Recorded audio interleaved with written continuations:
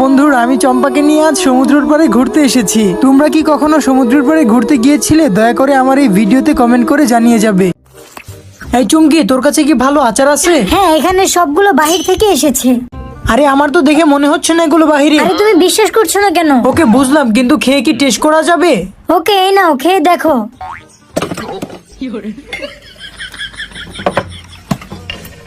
প্রথমে ভাতের উপর আচারটা ঢেলে নেই, তারপর আচারটাকে ভালোভাবে ভাতের সাথে মিশিয়ে নেব।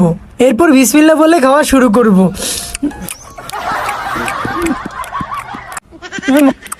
আরে রাইস শেষ হয়ে গেছে, আর কটা রাইস নিয়ে নেই। এত মজা করে কেউ আচার বানায়?